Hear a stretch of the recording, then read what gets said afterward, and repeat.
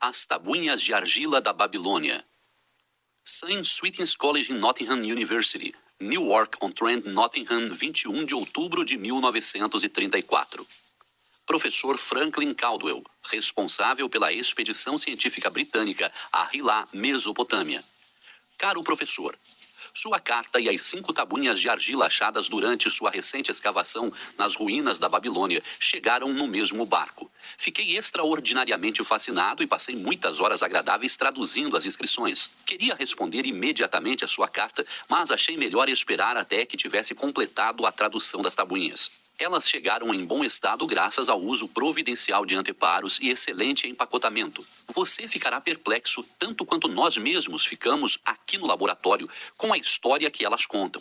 Em geral, esperamos que o impreciso e distante passado fale de romance e aventura, coisas do tipo As Mil e Uma Noites, você sabe. Quando, em vez disso, esse mesmo passado revela os problemas enfrentados por um homem chamado Dabazir para saldar suas dívidas, percebe-se que as condições que regiam o mundo antigo não mudaram muito nesses 5.000 anos. É estranho, mas essas velhas inscrições me passaram um trote, como dizem os estudantes. Sendo um professor universitário, sempre me julguei como um pensador que detivesse um conhecimento prático a respeito de muitos assuntos. E então me aparece esse velho sujeito, saído dos mundos soterrados da Babilônia, oferecendo uma maneira de que nunca ouvi falar de resolver o problema de minhas dívidas e ao mesmo tempo andar com moedas de ouro tilintando em meu bolso. Como seria agradável e interessante averiguar se tal sistema funcionaria tão bem nos dias de hoje quanto o fez na antiga Babilônia.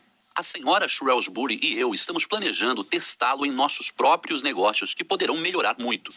Desejando-lhe toda a sorte do mundo em seu valioso empreendimento e aguardando impacientemente outra oportunidade de servir, despeço-me com os sinceros cumprimentos de Alfred Shrewsbury, Departamento de Arqueologia.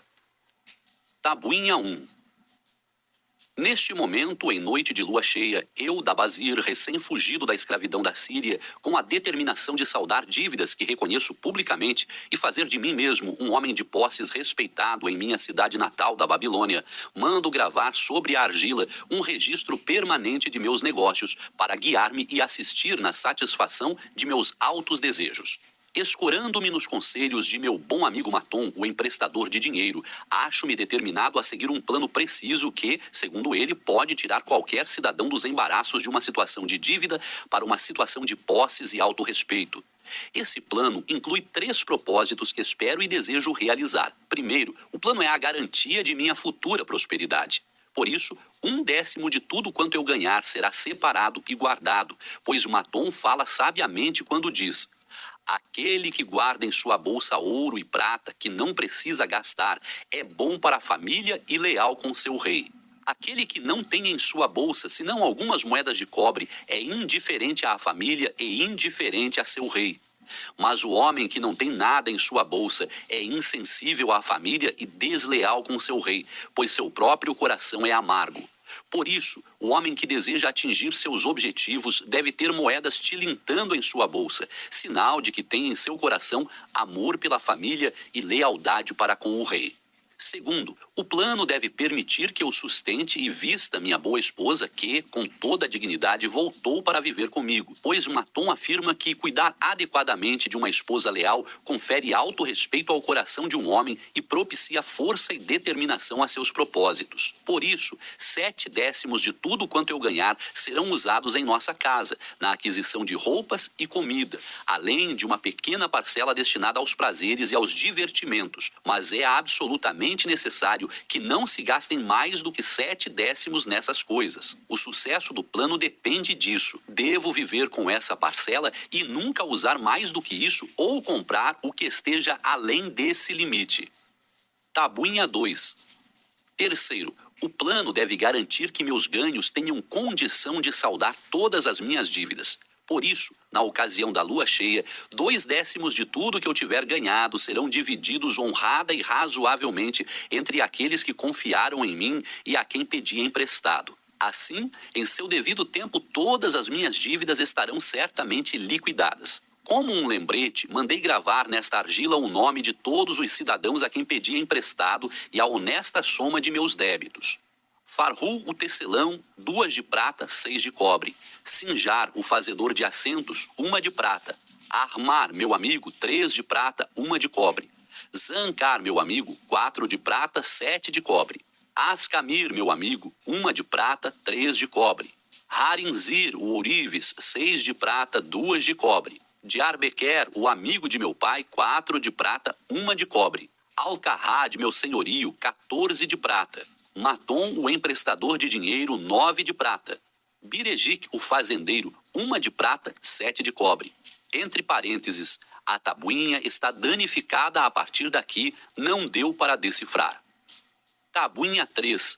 Devo a esses credores um total de 119 moedas de prata e 141 moedas de cobre. Preso a tais compromissos e não vendo como pagar, em minha loucura permiti que minha esposa voltasse para o pai, enquanto eu mesmo deixava minha cidade natal, somente para encontrar desgraça e ver-me degradantemente vendido como escravo. Agora que Matom me mostra como posso saldar minhas dívidas a partir de pequenas somas tiradas de meus próprios ganhos, percebo com clareza a grande extensão de minha loucura ao fugir das consequências provocadas por minhas extravagâncias. Por isso, visitei meus credores e expliquei-lhes que não tinha outros recursos para pagar-lhes senão minha capacidade para ganhar dinheiro e que eu tencionava destinar 2/10 de tudo que ganhasse para a amortização das dívidas, honesta e periodicamente. Não poderia desembolsar mais do que isso. Se fossem pacientes, com o tempo todas as minhas obrigações estariam integralmente resolvidas.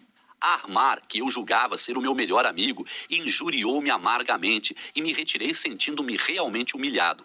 Birejic rogou que eu lhe pagasse primeiro, porque estava precisando de ajuda. Alcarrad, meu senhorio, revelou-se um sujeito desagradável e garantiu que me poria em maus lençóis se eu não resolvesse logo a situação com ele. Os demais tiveram a boa vontade de aceitar minha proposta. Por isso, estava mais determinado como nunca a resolver tudo aquilo, convencido de que é mais fácil acertar as dívidas do que evitá-las. Ainda que não tivesse podido satisfazer integralmente as necessidades e os caprichos de alguns poucos credores, negociei imparcialmente com todos.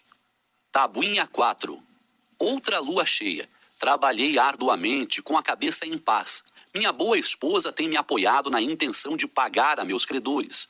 Devido à nossa sábia determinação, ganhei durante a última lua, comprando camelos de bom fôlego e boas pernas para Nebatur, a soma de 19 moedas de prata. Dividi-a de acordo com o meu plano. Separei 1/10 para guardar, dividi 7/10 com a esposa para o nosso sustento, 2/10, uniformemente divididos em moedas de cobre, foram destinados a meus credores. Não estive com Armar, mas deixei a parte dele com sua esposa. Birejic ficou tão satisfeito que quis beijar minha mão. Só o velho Alcarrad continua rabugento e disse que eu devia pagar mais rápido. Repliquei-lhe que eu só teria condições de pagar mais rápido se deixasse de me preocupar com o sustento da casa e de minha esposa. Todos os demais me agradeceram e elogiaram meus esforços. Por isso, ao final de uma lua, meu endividamento foi reduzido a quase 4 moedas de prata e já tenho quase 2 moedas de prata guardadas que ninguém pode reivindicar. Meu coração se acha mais leve, coisa que há muito não experimentava. De novo o plenilúnio. Trabalhei duro, mas com pouco sucesso.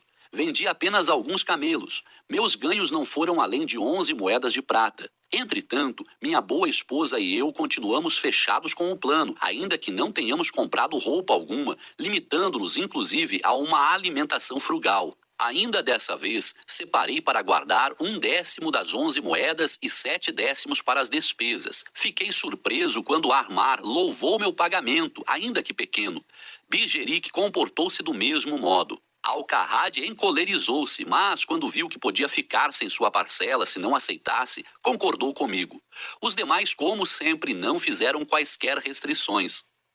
Mais uma vez a lua cheia toma conta do céu e me sinto extremamente feliz. Topei com um magnífico rebanho de camelos e comprei alguns bem saudáveis, tendo conseguido ganhar 42 moedas de prata. Esta lua, minha esposa e eu compramos sandálias e roupas, de que estávamos bem necessitados. Além disso, fizemos boas ceias, acompanhadas inclusive de aves. Paguei aos credores mais de 8 moedas de prata. Dessa vez, nem Alcarrad protestou. Grande é o plano, pois ele tem nos tirado do endividamento e propicia-nos a possibilidade de guardar o que nos pertence de direito.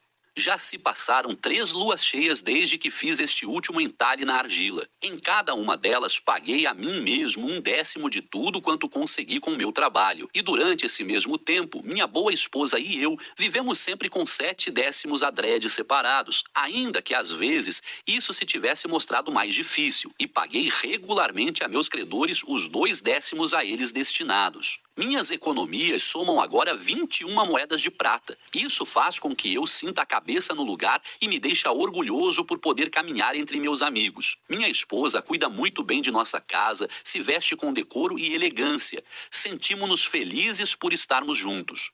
O plano é de um valor indizível, além de ter feito de um ex-escravo um honrado cidadão. Tabuinha 5.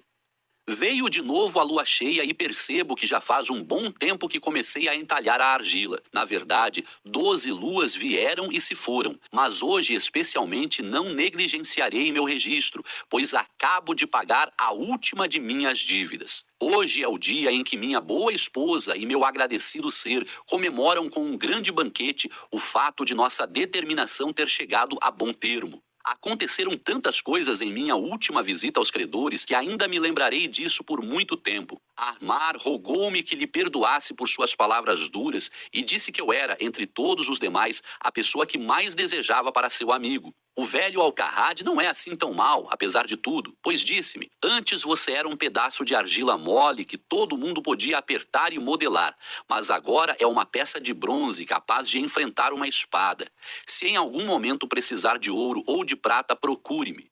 E ele não é o único que me tem em alta conta. Muitos outros dirigem-se a mim com respeito. Minha boa esposa fita-me com o brilho nos olhos que me leva a ter confiança em mim mesmo. Esse é o plano que me propiciou sucesso. Ele me capacitou a pagar todas as minhas dívidas e conservar minha bolsa repleta de ouro e prata. Recomendo-o a todos que desejam o êxito, pois se fez com que um ex-escravo tivesse condição de pagar suas dívidas, não ajudaria qualquer outro ser humano que buscasse a independência? E ainda continuo a utilizá-lo, pois estou convencido de que poderei estar entre os homens mais ricos do mundo. St. Swithin's College Nottingham University, Newark-on-Trent, Nottingham, 7 de novembro de 1936. Professor Franklin Caldwell, responsável pela expedição científica britânica a Hilá, Mesopotâmia. Caro professor, se em suas futuras escavações nas ruínas da Babilônia encontrar o fantasma de um antigo habitante, um velho negociante de camelos chamado Dabazir, faça-me um favor. Diga-lhe que o que ele andou gravando nessas tabuinhas de argila há tanto tempo renderam-lhe os votos de gratidão de um casal de professores universitários aqui na Inglaterra. Você provavelmente se lembra de minhas palavras na carta de outubro de 1934, quando lhe disse que a senhora Shrewsbury e eu iríamos tentar pôr em prática o plano de Dabazir. Ou seja, amortizando nossas dívidas e ao mesmo tempo guardando parte do dinheiro. Você já deve ter adivinhado, ainda que tivéssemos nos limitado ao círculo de nossos amigos, nossas desesperadoras dificuldades. Vínhamos há anos sendo espantosamente humilhados por um grupo de velhas dívidas e morríamos de preocupação com medo de que alguns credores pudessem armar um escândalo que nos forçaria a sair da universidade. Nós pagávamos e pagávamos cada centavo que podíamos espremer de nossa renda, já por si muito aquém do suficiente para as nossas próprias despesas. Por outro lado, éramos obrigados a fazer todas as nossas compras onde tivéssemos crédito em médio e longo prazos, sem termos condições, em vista disso, de reclamar contra os preços. Isso evoluiu para um desses círculos viciosos em que as coisas, em vez de melhorar, pioram. Nossos esforços eram improfícuos. Não podíamos mudar para uma casa mais em conta porque devíamos ao senhorio. Não víamos luz alguma no fim do túnel. E de repente nos aparece esse seu conhecido, o velho negociante de camelos da Babilônia, com um plano inteiramente ajustado ao nosso caso, convidando-nos jovialmente a seguir o sistema que ele mesmo utilizou em seu próprio tempo. Fizemos uma lista de todos os nossos débitos, saí com ela e mostrei-a a cada um de nossos credores. Expliquei-lhes como era humanamente impossível pagar-lhes do jeito que as coisas iam. Eles mesmos podiam perceber isso de imediato pelas quantias. Ponderei que o único modo de pagar-lhes integralmente seria separar todo mês 20% de minha renda e fazer um rateio entre os credores, o que me permitiria liquidar a dívida no mínimo dentro de 2 anos. E que nesse meio tempo criaríamos uma espécie de livro-razão e daríamos prioridade a eles em nossas compras. Eles ficaram realmente satisfeitos. Nosso verdureiro, um velhinho esperto como que, interpretou a ideia de uma maneira que ajudou a convencer os demais. Se você pagar por tudo que compra e pagar apenas uma parte do que deve, será ainda melhor, pois você não vai liquidar seu débito em menos de 3 anos. Finalmente formulei um acordo por escrito com o nome de todos, determinando que eles estariam proibidos de nos molestar enquanto os 20% de nossa renda estivessem sendo pagos em dia. Minha mulher e eu começamos então a criar um esquema que nos permitisse viver com 70%. Estávamos resolvidos a poupar 10%.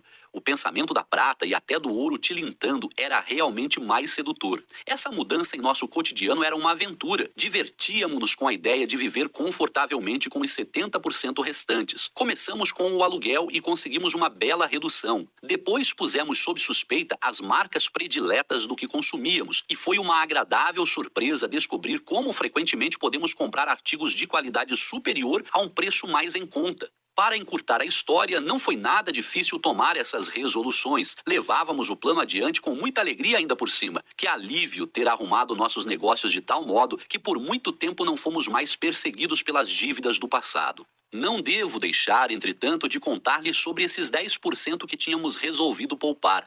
Conseguimos fazê-lo por algum tempo. Não ria antes da hora, essa é a parte divertida.